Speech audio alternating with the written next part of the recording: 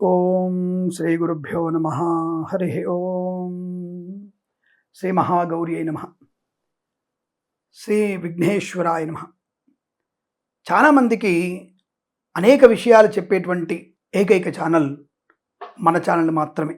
అందుకే మన ఛానల్ని సబ్స్క్రైబ్ చేసుకోవాలి, లైక్ చేయాలి, షేర్ చేయాలి. ఎక్కడ కూడా మీరు మిస్ అవ్వకుండా నేను చెప్పే ప్రతి వీడియోని పూర్తిగా చూసే ప్రయత్నం చేయాలి. అంతే తప్ప స్కిప్ చేసి చూస్తే మీకేం అర్థం అవ్వదు.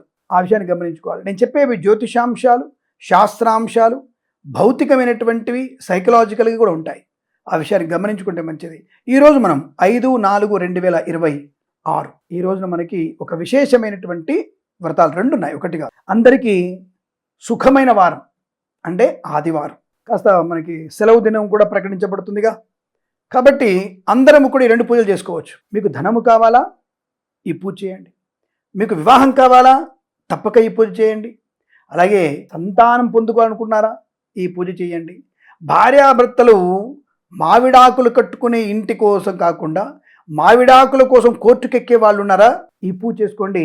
ఆ మావిడాక చెక్క ముక్కల కన్నా, కాగితం ముక్కల కన్నా ఇక్కడ ఇంటి ముందు మన యొక్క గుమ్మానికి మామిడి కొమ్మలు కట్టుకోగలిగే అదృష్టాన్ని కలిగిస్తుంది. సంతానం కోసం, ధనము కోసం, దీర్ఘ సుమంగళి కోసం, యోగం కోసం ఈ వ్రతాన్ని చేసుకోవాలి. ఈ చైత్ర బహుళ తదియా ఉపరి చతుర్థి కాబట్టి ఈరోజున మనము తప్పకుండా ఈ 5/4/2026 ఆదివారం రోజున పాషాండ గౌరీ వ్రతం. పాషాణ గౌరీ వ్రతం అంటారు. పాషాణం అంటే రాయి అని అర్థం. ఒక అర్థంలో విషం అని కూడా వస్తుంది. ఇక్కడ పాషాండము అంటే ఒక రాయి. మీకు బాగా గుర్తుందా, పాతకాలంలో గౌరమ్మ వారు మనకి ఈ రాయి రూపంలో ఇచ్చేవాళ్ళు. రాయిలానే ఉంటుంది, అటువంటిదే ఇచ్చేవాళ్ళు.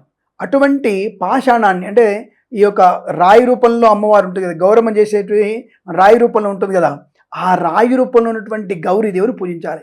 పాషాండ గౌరీదేవిని పూజించాలి. పసుపు గౌరి కాదండి, ఒక రాయిని అలా అలంకరణ చేసుకొని ఆ రాయికి, పాషాణానికి పూజ చేయాలి మనం. దాంట్లో అమ్మవారిని ప్రాణప్రతిష్ఠ కూడా చేసుకోవాలి, అమ్మవారిని ఆవాహనం చేసుకోవాలి, షోడశోపచార పూజలు చేయాలి. ఆవాహనం, ఆచమనీయం, కూర్చోబెట్టడం, అమ్మవారికి అర్చన, అర్ఘ్యము, పాదము, పాద్యము, స్నానము, వస్త్రము, అలంకరణ, మాంగళ్యము, ఆభరణాలు, పసుపు కుంకుమ, చందనము, ధూపము, దీపము, నైవేద్యము, మంగళహారతి, ప్రదక్షిణం, నమస్కారం, ఇవన్నీ కూడా అమ్మవారు చేయాలి. దీనికి పూజ రక్కర్లేదు, మీరే పాషాండ గౌరీ దేవతాయ నమః నమస్కారం సమర్పయామి, పాషాండ గౌరీ దేవతాయ నమః ఆవాహయామి, పాషాండ గౌరీ దేవతాయ నమః ఆసనం సమర్పయామి, పాషాండ గౌరీ దేవతాయ నమః ఆచమనీయం సమర్పయామి, ముఖే శుద్ధ ఆచమనం సమర్పయామి, పాదయో పాద్యం సమర్పయామి, కలరడం, స్నానం చేయించడం, వస్త్రార్థం అక్షరాన్ని సమర్పయామి, ఆభరణాల కోసం అక్షింతలు వేయండి, ఆభరణాలు పెట్టండి. పాషాణానికి మళ్ళీ ఇక్కడ అమ్మవారి ముఖాన్ని పెట్టొచ్చు అని అడగొద్దు. పాషాండ గౌరీ వ్రతం, దీనికి గొప్పతనానికి పోయి నాకు బాగా డబ్బులు ఉన్నాయండి, 100 కోట్లు ఉన్నాయండి, నేను మంచి అమ్మవారి ముఖం పెట్టుకుంటే అక్కర్లేదు. పాషాణికే చేయాలి మనం, రాయికి మాత్రమే పూజ చేయాలి.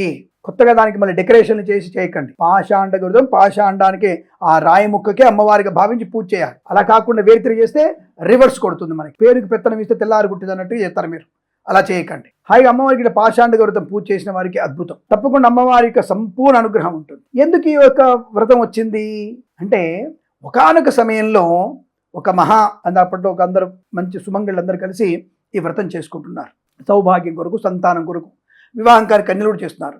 అప్పుడు ఒక బాలిక, చిన్న బాలిక వచ్చేసి, మీరందరూ చేస్తున్నారు, ఏం చేస్తున్నారంటే, ఇది పాషాండ గౌరీ వ్రతం ఎవరైనా చేసుకోవచ్చు అంటే, ఆ అమ్మాయి ఆ విషయం తెలుసుకొని ఇంటికి వెళ్ళి చిన్నప్పటి నుంచి ఆ పాషాండ గౌరీ వ్రతం చైత్ర బహుళ చతుర్థి రోజున చేస్తూ ఉండదు అమ్మాయి. అలా చేస్తుండగా ఒక మంచి రాజకుమారుడు, యుక్త వయసు రాగానే మంచి రాజకుమారుడు వివాహం చేసుకుంది. హాయిగా మంచి కాపురం ఉంది, బ్రహ్మాండంగా రాజు ఎదుగుతున్నాడు, అనేక సంపదలు తొలుతూగుతున్నారు. అయినా అమ్మాయి ప్రతి సంవత్సరం కూడా ఈ చైత్ర బహుళ చతుర్థి రోజున ఈ వ్రతం చేస్తూ ఉండేది. అలా చేస్తుండగా ఒక రోజున, ఈ యొక్క చతుర్థికి ముందు రోజున ఈ యొక్క రాజుగారు యుద్ధానికి వెళ్తారు.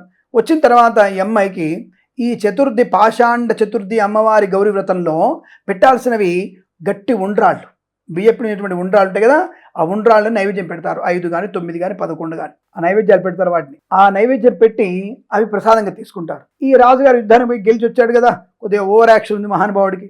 నేను యుద్ధం గెలిచి వచ్చానని చెప్పేసి చూసి అవన్నీ చూసి ప్రసాదం పెడగానే, ఏంటి గట్టిగా ఉన్నాయి ఇవి పెడతారా, పాషాణాలాగా ఉన్నాయి ఇవి, రాళ్ళలాగా ఉన్నాయి ఇవేం పెడతారు అని చెప్పేసి వాటిని విసిరేస్తాడు. అప్పటి నుంచి ఆయనకి రోగగ్రస్తుడై, రాజ్యభ్రష్టుడై, వైవాహిక జీవనం విచ్ఛిన్నమై అడవిని పాలు అవుతాడు. అయ్యో, ఆ బాధితున్నటువంటి అమ్మాయి మహాసాధ్వి పాపం వెంటనే మళ్ళీ అమ్మవారికి క్షమాపణ చెప్తూ వచ్చే సంవత్సరం మళ్ళీ అమ్మవారికి చైత్ర బహుళ చతుర్థి రోజున ఆ పాషాండ గౌరి వ్రతం ఆచరిస్తుంది. ఈ ఆచరణ చేయగానే అమ్మవారు సంతుష్టులై రాజ్యపురుషుడు రాజుకి మళ్ళీ పునర్రాజ వైభవాన్ని కలిగించి మళ్ళీ వైవాహిక జీవన ఆనందం కలిగిస్తుంది.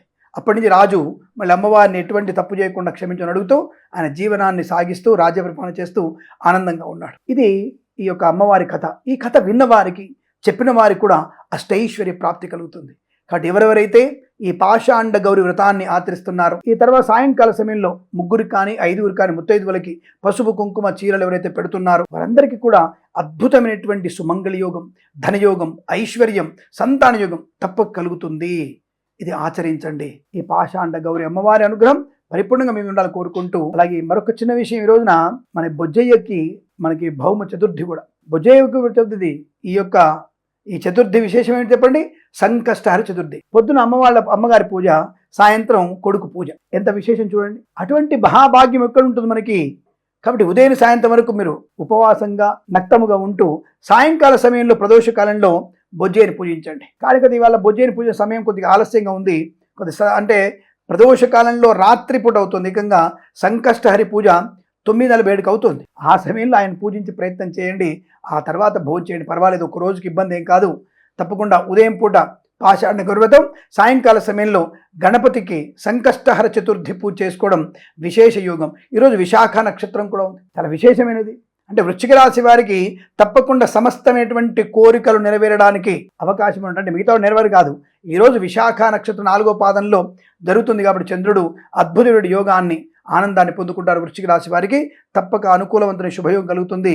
తప్పకుండా వీళ్ళు పాలు పంచుకోండి. అంటే మీకు కొంత ఈ గురుగ్రహం యొక్క ప్రభావం ఎక్కువ ఉంది కాబట్టి వెంటనే మీరు చేసుకోవడం వల్ల అవమానాలు తొలగించుకునే అవకాశం ఉంటుంది. ఎందుకంటే ఏప్రిల్లో కొంత వీరికి నెగిటివ్ ఎనర్జీ ఎక్కువ ఉంది కదా.